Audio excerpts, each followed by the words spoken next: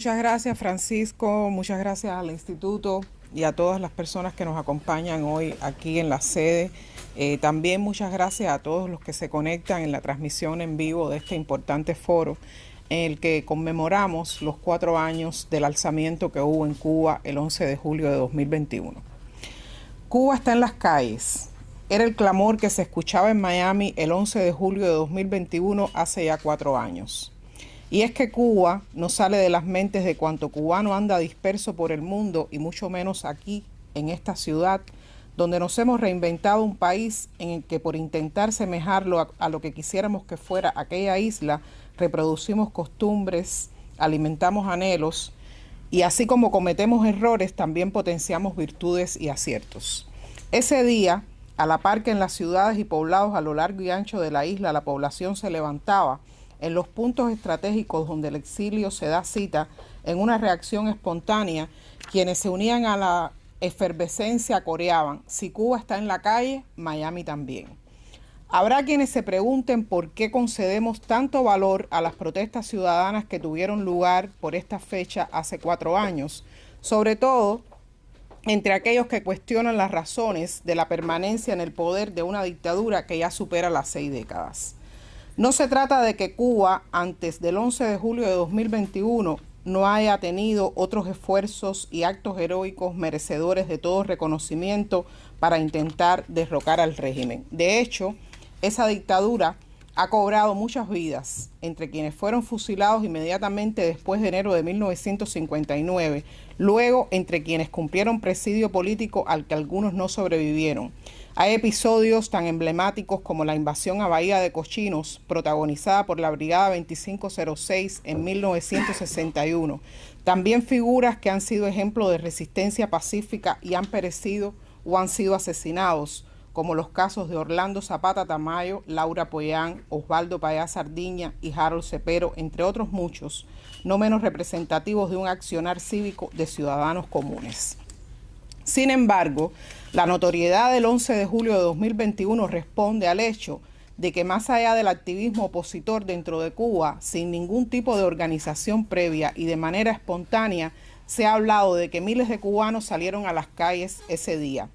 Sin tener un número exacto, me atrevería a hablar de cientos de miles, porque no hubo una ciudad ese día desde donde no se reportaran alzamientos, y las imágenes compartidas así lo documentan. De hecho, hay 2 documentales elaborados por la productora Palenque Visión, Libres desde Adentro y Las Familias Silenciadas el 11J, que por autorización de sus realizadores compartiremos con el instituto para que sean difundidos en su página. En ellos se pueden apreciar la masividad de las protestas. ¿Por qué sucedieron estas manifestaciones al unísono en toda Cuba el 11 de julio de 2021? Según el discurso oficial, en respuesta a la labor subversiva que desde Miami realizamos y como actores de esa subversión contra el régimen, mencionan a todo aquel que visibiliza la realidad cubana, ya que solamente con reportar y dar a conocer la cotidianidad se puede hacer labor opositora al régimen. Lo cierto es que los cubanos salieron a protestar el 11 de julio de 2021, cansados de sobrevivir en la más cruda pobreza y privados de todo tipo de libertades, hastiados de permanecer manipulados por un grupo de mediocres, incapaces de permitir ni siquiera que las personas desarrollen iniciativas propias para salir de la miseria en la que permanece sumido el país. En Cuba, la gente salió a protestar porque el arte materializado en la lírica de una canción desconfiguró el código de una consigna desesperanzadora y del patria o muerte obligado a repetir una y otra vez. La gente se atrevió a reclamar patria y vida.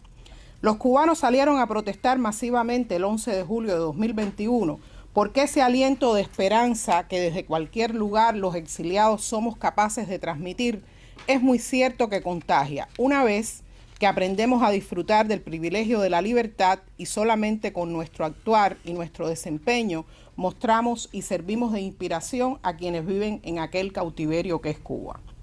También hubo protestas masivas porque la narrativa oficialista se quedó sin argumentos ni pretextos que esgrimir, porque el país se ha convertido en un lugar donde la máxima aspiración de los jóvenes es emigrar, porque los estragos del régimen han hecho decrecer la población, han arrancado la ilusión de tener hijos y han provocado que los ancianos se queden solos y desamparados, porque todo el que puede se va a cualquier lugar del mundo. En Cuba hubo protestas masivas porque cuando el régimen parece que da sus últimos exceptores, anteponiendo pretextos como el embargo, le aparecen cómplices externos que proporcionan oxígeno para que la dictadura continúe reprimiendo y asfixiando. Por eso, 4 años después de esas protestas, cuando aún muchos de los condenados permanecen prisioneros y a los excarcelados se les coloca nuevamente tras las rejas, que se alcen voces de respaldo como las que se escucharán hoy aquí en la mañana de hoy, convocados por el Instituto Interamericano para la Democracia, constituye un gesto de respaldo muy importante. Por eso hay que agradecerle al Instituto y a sus directivos por esta iniciativa.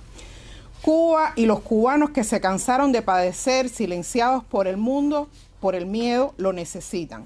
También porque aunque estamos convencidos de que el cambio ya comenzó y se gesta desde dentro, la fuerza moral que le enviamos con nuestro respaldo es importante y estamos seguros de que se agradece. El momento clave de la rebelión ciudadana que tiene lugar en Cuba comenzó el 11 de julio de 2021.